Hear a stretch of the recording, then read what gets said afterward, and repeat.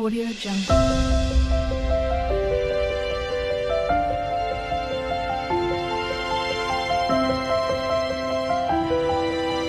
Audio Jungle. అని ఆ గ్రంథంలో పుటలు చదివేయడం తప్పని నేను అనను. మహాభారతం ఇంట్లో ఉండడమే గొప్ప, మహాభారతాన్ని ముట్టుకోవడమే గొప్ప, మహాభారతాన్ని చదవడమే గొప్ప. అసలు మహాభారతం వినడం ఎంత గొప్పదో, ఎందుకు మహాభారతం ఆంధ్రీకరింపబడాలని తాను అంతగా వెంపర్లాడుతున్నాడో రాజరాజ నరేంద్రుడు నన్నయ్య గారికి చెప్పినటువంటి ఘట్టాన్ని చదివితే, అటువంటి మహాపురుష జననం జరిగి ఉండకపోతే ఈ మహాభారతం ఆంధ్రీకరింపబడేది కాదు కదా. మహాభారతం కవిత్రయం ఆంధ్రీకరిస్తే మధ్యలో కొన్ని వందల సంవత్సరాలు ఖాళీ ఆ జాగా ఏర్పడినా కూడా పరమేశ్వరానుగ్రహంగా దాన్ని ఆంధ్రీకరింపచేయాలనేటటువంటి కృతనిశ్చయం కలిగినటువంటి రాజులు కాలక్రమంలో ఎప్పుడో ఒక్కసారి తళుక్కున ప్రభవించడం, అటువంటి రాజు ఉన్నప్పుడే అటువంటి గొప్ప కవి కూడా ఈశ్వరానుగ్రహంగా రావడం, దేశకాలములు సమకూడి మహాభారతం నన్నయ, తిక్కన, ఎర్రాప్రగడ అనబడేటటువంటి ముగ్గురు త్రిమూర్తులై ఆంధ్రీకరించి తెలుగు భాషకే కొత్త గౌరవాన్ని తెచ్చారు. తెలుగు జాతికే ఒక గొప్ప గౌరవాన్ని తీసుకొచ్చారు. పంచమ వేదమైనటువంటి మహాభారతాన్ని ఆంధ్రీకరింపచేయడానికి రాజరాజ నరేంద్రుడు పొందినటువంటి ఆర్తి చూస్తే మహాభారతం ఎంత గొప్ప గ్రంథం రా అనిపిస్తుంది. భారతాన్ని చదవడం ఎంత కష్టమో, భారతంలో ఉండేటటువంటి ధర్మ సమన్వయం చేసుకుని జీవితాన్ని అభ్యుదయ పథంలో నడిపించుకోగలిగినటువంటి స్థితప్రజ్ఞతని పొందడం కూడా అంతే కష్టం. మహాభారతం జాగ్రత్తగా చదివితే అయ్య బాబోయ్, నిజంగా మహాభారతంలో చెప్పిన ధర్మంలో మనం ఏ పాటి నిలబడగలుగుతున్నాం అనిపిస్తుంది. మీరు ఒక్క విషయాన్ని గమనించవలసి ఉంటుంది. ఈ జాతి గొప్పతనం అంతా ఎక్కడుందంటే, మతమన్న పేరు అసలు మనం జీవించేటటువంటి విధానానికి లేదు. మనం మతము అని పిలవం, దీన్ని సనాతన ధర్మము అని పిలుస్తాం. ధర్మము అన్న మాటకు అర్థం మీరు అనుష్ఠించవలసినది. ఏది అనుష్ఠించాలి అంటే, నాకు తోచినది నేను, మీకు తోచినది మీరు అనుష్ఠించడం కాదు. ఏది మీరు నేను కూడా కాలముతో దేశముతో సంబంధము లేకుండా ఎప్పుడూ అందరూ అనుష్ఠించి తరించవలసి ఉంటుందో, ఏది అనుష్ఠించడం చేత మారని సత్యమును మీరు ఎరుకలోకి తెచ్చుకోగలరో అలా మీరు ఆచరించవలసినటువంటి ఆచారకాండగా వేదంలో చెప్పుకొస్తూ జ్ఞానమును పొందడానికి కావలసిన సోపానములనన్నింటినీ ఇచ్చినటువంటి ఈశ్వరుని యొక్క ఊపిరియే వేదంగా నిలబడింది. అందుకే మిగిలిన మతాలకి ఏదో ఒక గ్రంథము ఆధారమై ఉండొచ్చు, ఆ గ్రంథకర్త దానిని చేసిన వారై ఉండొచ్చు. సనాతన ధర్మానికి వేదము ప్రమాణం. ఆ వేదము అపౌరుషేయము, దాన్ని ఎవ్వరూ రచించినది కాదు, అది ఈశ్వరుని ఊపిరి. నేను మీతో తరచుగా ప్రస్తావన చేస్తూ ఉంటాను, నేను ముందరా నా ఊపిరి ముందరా అని అడిగారనుకోండి, అది ఎవ్వరూ చెప్పడం సాధ్యం కాదు.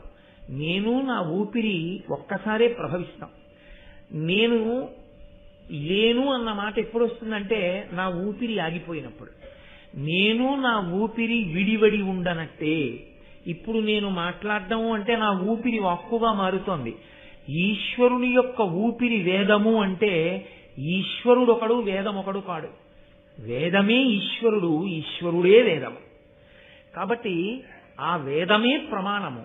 ఈశ్వరవాక్కు ఏదుందో అది ప్రమాణము, అది ధర్మము. వేదము ఏం చెప్పిందో దాన్ని మాత్రమే మనం పాటిస్తాం. వేదము ఆచారకాండనిస్తుంది. ఆచారము అన్న మాటకు అర్థం నువ్వు ఇలా ప్రవర్తించు, నువ్వు ఈ కార్యాన్ని ఇలా చెయ్యి. ఎందుకు అలా చెయ్యడం? చేదస్తం కోసమా? కాదు. మనసుకి ఏదో ఒక ఆలంబనం లేకపోతే అది పిచ్చెక్కిన కోతిలా ఏదో విషయాల్ని పట్టుకుని ఆలోచిస్తూ ఉంటుంది. మనసుని పవిత్రీకరించడం కోసమే ఆచారం అన్నది వచ్చింది, అందుకు తీసుకొచ్చింది వేదం. మొట్టమొదట ఆచారాన్ని పాటించడం అన్నది ప్రారంభమైతే, ఆ ఆచారమును అనుష్ఠించిన కారణం చేత మనసు పరిపక్వమై పవిత్రమైనటువంటి మనసు సత్కర్మాచరణమునందు ఊంచుకుని నిలబడుతుంది. అటువంటి పవిత్ర కర్మాచరణమును భక్తితో చెయ్యడం చేత ఈశ్వరుని యొక్క ప్రీతి కలుగుతుంది. ఈశ్వరుని యొక్క ప్రీతిని సంతరించుకున్న భక్తితో కూడిన కర్మాచరణము జ్ఞానమునకు యోగ్యమవుతుంది. ఆ జ్ఞానము మోక్షమునకు హేతు అవుతుంది. అందుకొరకు కర్మ చెయ్యవలసిన దాన్ని ఆచారకాండగా చెప్పడం దగ్గర నుంచి ఈశ్వరుడే సనాతన ధర్మంలో మనకి వేదాన్ని అందించాడు. ఆ వేదములో చాలా భాగం ధర్మం గురించే మాట్లాడతారు. ధర్మము అంటేనే ధ్రియతేవా జనైరితి ధర్మం.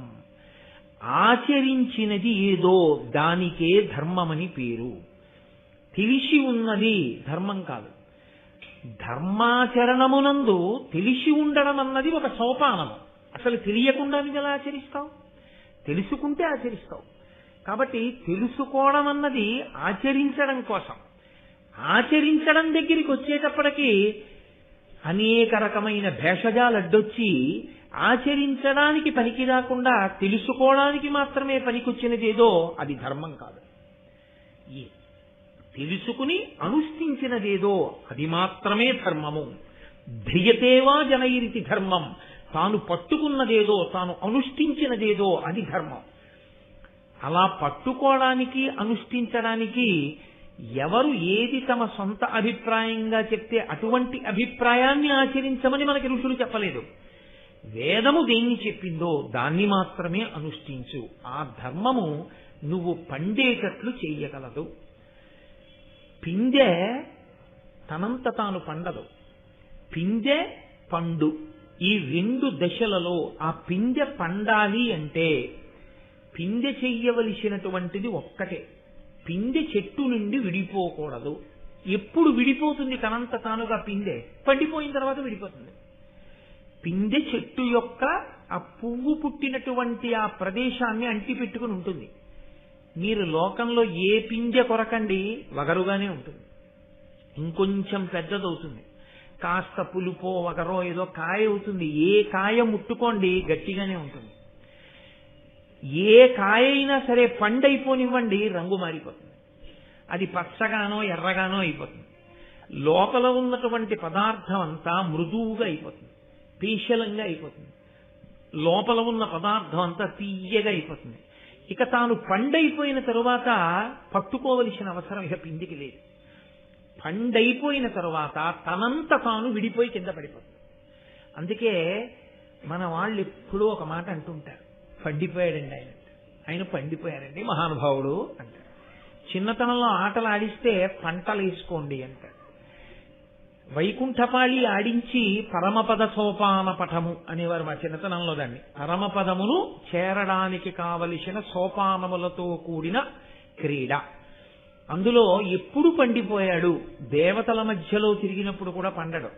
పరమ పురుషుని చేరిపోయిన తర్వాత పండిపోతాడు. అప్పటి వరకు ప్రయత్నం చేస్తూనే ఉంటాడు, పందెం వేస్తూనే ఉంటాడు. నువ్వు ఎంతకాలం కర్మాచరణం చెయ్యాలి? పండిపోయే వరకు చెయ్యాలి. పండిపోయిన తరువాత తనంత తాను విడిపోతాడు. ఇలా పండిపోవడానికి కావలసిన ప్రాతిపదికను అందించడమే ధర్మాన్ని అందించడం. ఈ ధర్మాన్ని అందించేటటువంటి ప్రక్రియలో సనాతన ధర్మమునందున్నంత పరిశ్రమ, సనాతన ధర్మమునందున్నంత బోధ మీకు ఇంకెక్కడా కనపడదు. దాని కొరకే యథార్థమునకు సమస్త వాంగ్మయం వచ్చింది. అందుకే మీరు క్రతువు చెయ్యండి, మీరు ఒక ప్రవచనం చెయ్యండి, మీరు ఏదైనా చదువుకోండి, ఆఖరణ మనందరం చెప్పే మాట ఒకటే, 3 మార్లు ఓం శాంతి శాంతి శాంతి. మాకు శాంతి కావాలి. ధర్మము దీని కొరకు వచ్చిందంటే ఇదిగో ఈ శాంతిని పొందడానికి వచ్చింది. నువ్వు శాంతంగా ఉండాలి, ఇంకొకరిని శాంతంగా ఉండనివ్వాలి. పరమేశ్వరుడే ఈ పిండాండాన్ని సృజించాడు. పరమేశ్వరుడే బ్రహ్మాండాన్ని సృజించాడు. పరమేశ్వరుడు దీనికి కన్నులు పెట్టాడు. పరమేశ్వరుడు బయట జలపాతం పెట్టాడు. పరమేశ్వరుడు ఇక్కడ పళ్ళు పెట్టి నాలుక పెట్టాడు. పరమేశ్వరుడు బయట యాపిల్ పండు పెట్టాడు. పరమేశ్వరుడు ఇక్కడ కంఠం పెట్టాడు. పరమేశ్వరుడు బయట నీళ్లు పెట్టాడు.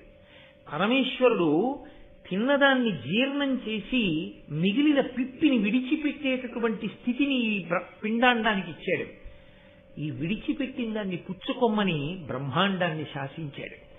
బ్రహ్మాండంలో ఉన్నటువంటి భోగాలని నువ్వు అనుభవించవద్దు అని ఈశ్వరుడు శాసనం చెయ్యలేదు. అనుభవించమని ఆయన చెప్పాడు. కానీ నీకున్న బలం ఎంతో దాన్ని బట్టి నువ్వు అనుభవించడం కాదు. నీ బలాన్ని